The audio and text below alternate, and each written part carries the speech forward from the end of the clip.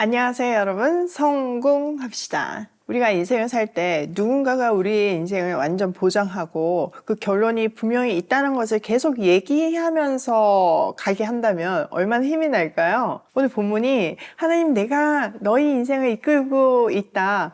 결론에 이끌 수 있도록, 내가 한 약속에 도달할 수 있도록 지금 계속 함께하고 있다. 이렇게 얘기해 주시는 장면이에요. 정말 우리한테 힘이 날 수밖에 없는 장면이죠. 한번 같이 힘을 얻어보도록 할게요. 자, 우리가 바로 앞에 14장에서 그 엄청난 불순종을 보잖아요. 정탐꾼 사건으로 우리 갈 수 없어요. 저들에게 비하면 우리 메뚜기예요. 막 이러면서 안 가려고 하잖아요. 하나님이 거기에 대해서 강량 40년이라는 심판을 내리니까 그제서야 생각 잘못했습니다. 지금이라도 가겠습니다. 하고 막 하나님이 가지 말라는데 또 다른 반역을 하잖아요. 그래서 결국은 죽잖아요. 분위기가 완전 싸하죠. 그리고 지금 앞으로 16장에 보면요. 또 다른 반역의 이야기가 있어요. 자, 이 이어지는 반역의 사건의 15장에 갑자기 희생제사 이야기는 좀 뜬금없잖아요? 이 의미가 되게 중요해요. 하나님은 그 죄와 불순종의 역사 가운데 15장 희생제사 내용을 주심으로 해서 내가 지금 너희 잘못해서 심판하고 있지만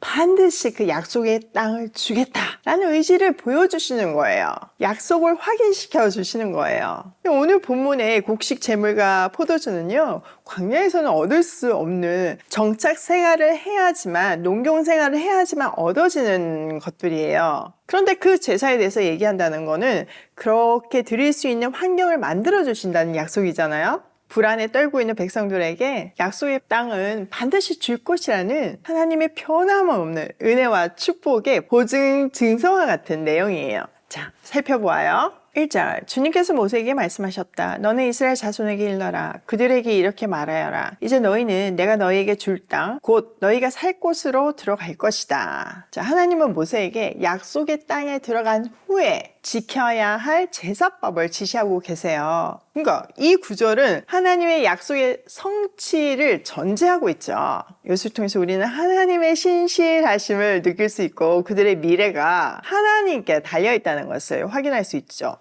마찬가지예요. 우리의 미래는요, 우리의 열심에 달려있는 것이 아니라 우리의 환경에 달려있는 것이 아니라 온전히 하나님께 달려있어요. 자, 3절.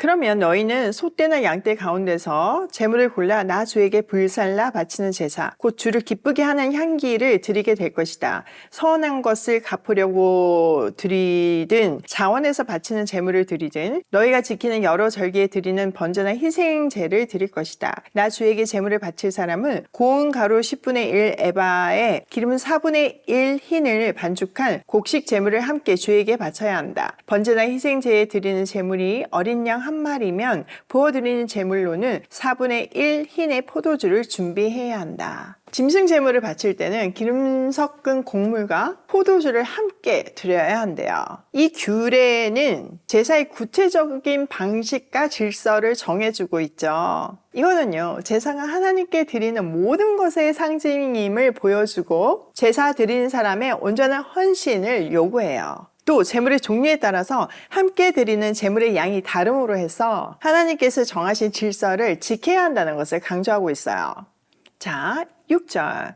제물이 수장 한 마리면 곡식 제물로는 고운 가루 10분의 2 에바에 기름 3분의 1 흰을 반죽한 것을 준비해야 하며 부어드리는 제물로는 3분의 1 흰의 포도주를 준비해야 한다. 그것들을 제물 타는 향기로 주를 기쁘게 하는 제사로 드려라. 수령을 제물로 드릴 때는 일정량의 곡물과 포도주를 함께 드리라고 명령하세요. 번제와 소제, 그리고 음료 제물은요, 하나님과의 관계를 상징하죠. 그러니까 이 규례들은 단순히 의식이 아니라 하나님과의 깊은 교제를 의미하면서 삶을 하나님께 드려야 한다는 것을 말해주고 있어요. 자, 8절. 서운한 것을 갚으려고 하거나 주에게 화목 제사를 드리려고 하여 번제물이나 희생제물로 수송아지를 준비할 때에는 고운 가루 10분의 3 에바에 기름 반 흰을 반죽한 곡식 제물을 그 숫송아지와 함께 가져와야 하고 부어드리는 제물로는 포도주 반 흰을 가져오면 된다. 이것이 불살라 바치는 제사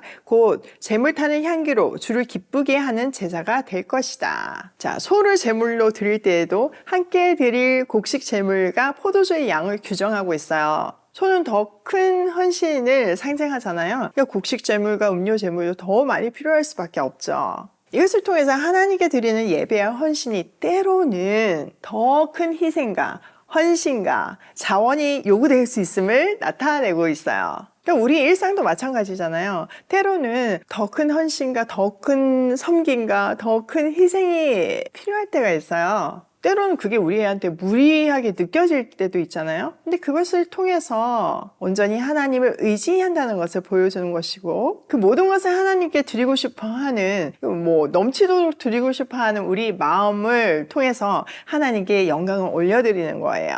근데 내가 이만큼 했으니까 하나님 이만큼 해주셔야 돼요. 이런 마음은 절대 아닌 거죠. 자, 11절. 수수 한 마리나 수령 한 마리나 양떼나 염소떼 가운데서 작은 짐승 한 마리나 이렇게 한 마리씩만 바칠 때에는 위에 말한 것과 같이 해야 한다. 그러나 너희가 준비한 것이 한 마리가 넘을 때에는 그 수요에 따라서 함께 바치는 제물의 수도 많아질 것이다. 누구든지 본토에서 난 사람들이 주를 기쁘게 하는 향기로 불살라 바치는 제물을 가져올 때는 위에서 말한 대로 해야 한다. 자, 이 모든 규례는 번제와 소제와 서원제와 화목제를 드릴 때 동일하게 적용된대요. 이렇게 예배의 규례가 일관되게 적용됨으로 해서 하나님께서 요구하시는 예배의 기준이 모든 이스라엘 백성에게 동일하게 적용된다는 것을 보여주는 거죠. 이를 통해서 모든 사람은 하나님 앞에서 평등하다는 것을 상징하는 것이고, 모든 예배는 하나님의 질서와 규정에 따라서 이루어져야 한다는 것을 강조하고 있어요.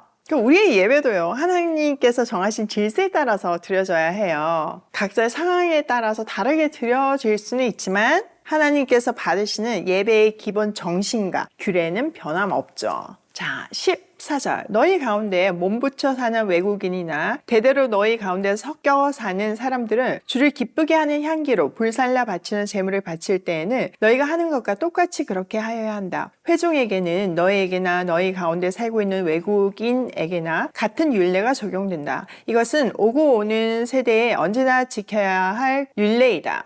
외국인들도 주 앞에서는 너희가 같을 것이다. 같은 법과 같은 규례가 너희에게와 너희 가운데 살고 있는 외국인들에게 함께 적용될 것이다. 자, 외국인들이 이스라엘 백성 중에 같이 살면서 하나님께 예배 드릴 경우에도 동일한 규례를 적용해야 한대요. 이거는 하나님의 구원과 은혜는 모든 이스라엘뿐만 아니라 그들에게만 제한되는 것이 아니라 모든 민족에게 열려 있다는 것을 보여주죠. 또한 이것은 하나님의 공의와 평등을 나타내고 있어요. 자, 오늘 내용을 우리 삶이 한번 적용을 해보면요. 첫 번째, 하나님의 약속을 신뢰하며 준비하는 삶을 살자. 하나님의 약속이 내 인생에 아직 성취되지 않았지만 하나님이 그 약속을 꾸준히 주신다면요, 그것은 반드시 성취될 것이라는 약속이 함께 주어지는 거예요. 지금 현재의 어려움 속에서 허덕이고 있는다 해도, 정말 불가능해 보인다고 해도 하나님의 약속을 신뢰하고 매 순간 최선을 다할 때 어느새 그 꿈은 놀랍게 하나님의 때에 이루어져 있을 거예요. 제가 맨날 얘기했잖아요. 정말 맨날 망하면서 극한 상황까지 갔어요. 어느 날은 아들 셋 먹여야 되는데 진짜 먹을 것이 없으니까 일용할 양식을 주옵소서 이러면서 막 울면서 기도하고 있는데, 하나님의 그날 결론이 저한테 북한을 살리는 사람이 되라 이러시는 거예요. 너무 황당한 거예요. 지금 내 먹을 것도 없는데 무슨 북한, 너무 정말 먼 이야기고 황당하기까지 했어요. 그렇지만 그 하나님의 약속을 저는 붙들고 그냥 그 순간 최선을 다했어요.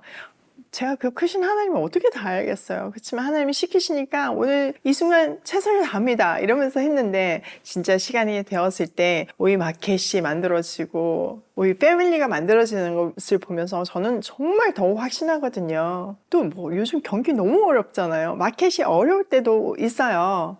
과연 내가 잘할 수 있을까 이런 생각이 들지만요. 북한을 살리는 가정이 되라고 하셨기 때문에 우리 오이마켓을 그렇게 쓸 것을 확신하기 때문에 힘이 나더라고요. 그러니까 어려움을 두고 기도할 때도 하나님 이렇게 사용하실 마켓이지 않습니까? 사람을 붙여주세요. 사람을 붙여주셔야지만 제가 또 오이 패밀리 열심히 하지 않겠습니까? 다른 시키는 일 열심히 하지 않겠습니까? 이렇게 막 붙들고 기도하거든요. 우리가 이렇게 기도할 수 있는 근거는 하나님의 약속이 반드시 성취된다는 확신에서죠. 그러니까 그 약속을 신뢰하면서 미래를 준비하는 하루하루 살기로 해요. 두 번째, 온전한 헌신과 질서를 지키는 예배를 드리자. 하나님이 정하시는 어떤 예배의 기준이 있어요. 온전한 헌신을 우리에게 원하시죠. 근데 예배는 그 주일 예배뿐만 아니라 로마서 12장에 근거해서 우리 삶 자체가 예배예요. 그러면 나에게 주어진 물질, 시간, 재능 이 모든 것을 하나님이 기뻐하시는 질서와 방식에 따라 예배를 드리는 삶을 살아야 하는 거예요. 세 번째, 하나님의 은혜는 모든 사람에게 열려있다. 오늘 딱 얘기해 주시잖아요. 계속 얘기하시잖아요. 구원은 누구한테 한정되어 있는 것이 아니라 모든 사람에게 열려있기 때문에 우리는 정말 때를 얻으나 못 얻으나 이 생명의 말씀을 전하는, 복음을 전하는 그런 일상을 살아야 하는 거예요. 요즘 이모집에서 정말 기가 막힌 일들이 일어나고 있어요. 하나님께서 진짜 구원했으면 좋겠는 사람을 한 사람 한 사람 보내주고 계시거든요. 그뿐만 아니라 정말 많은 곳에서 협력을 요청하고 있어요. 그러니까 일이 막 하나님 스케일로 커지니까 기도를 안 할 수 없더라고요. 여러분 이번 주 목요일 오이 패밀리 기도에 있는 거 아시죠? 현장에 오시면 정말 뜨겁거든요. 한 개 뜨거운 마음으로 기도하고 정말 상황이 안 되시는 분들은 온라인으로 목요일 저녁 7시 반에 동참해 주세요. 오늘도 하나님의 약속을 붙들고 매 순간 최선을 다하는 하루로 고고싱해요.